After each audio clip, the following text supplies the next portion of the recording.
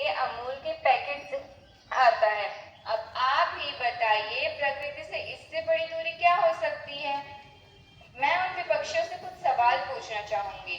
यदि हमारे पास पेड़ रहे लेकिन ऑक्सीजन ही ना दे, यदि हमारे पास नदियां रहे लेकिन उनका पानी पीने योग्य ही ना हो, यदि हमारे पास वायु रहे लेकिन वो शुद्ध ही ना हो, तो क्या आपकी सुविधाएं काम आएंगी? क्या स्वच्छ हवा, शुद्ध जल, उपजाऊ मिट्टी के बिना मानव सभ्यता सुरक्षित रह पाएगा? असली तरक्की क्या है? पिंजड़े की उस ठंडी सलाख में चिड़िया रोज रोज तड़पती है। उड़ना था जिसको नीले गगन में, उड़ना था जिसको नीले गगन में अपनाने को भी तरसती है। रंग बिरंगी तितली देखी तो हाथों में बीज लिया।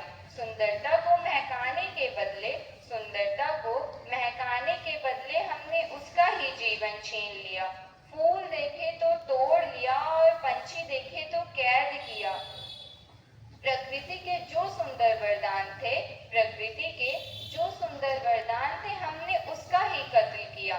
जरा सोचो, अगर कोई तुम्हें कैद कर दे और बाहर जाने की राह ही ना दे, तो क्या तुम इस कैद में रह पाओगे या आजादी की गुहार लगाओगे? इसलिए प्रकृति का अपमान करना बंद करो, दूसरों की आजादी छीनकर खुद को बड़ा कहना बंद करो, क्योंकि आने वाली पीढ़ियां सवाल जरूर पूछेंगी, जरूर पूछेंगी। अंत में मैं बस इतना ही कहना चाहूंगी कि यदि हम इसी तरह अपनी मिट्टी और जड़ों को छोड़कर सिर्फ और सिर्फ दिखावे की दुनिया में लगे रहे, तो एक दिन हमारे पास सब कुछ होगा, बस चैन से सांस लेने के लिए शुद्ध हवा नहीं होगी। इसलिए मॉडल बनिए, पर इतना नहीं कि असली और नकली का फर्क ही भूल जाए। मशीन से दिल लगाओगे तो मशीन बन जाओगे, मशीन से दिल लगाओगे तो मशीन बन जाओगे।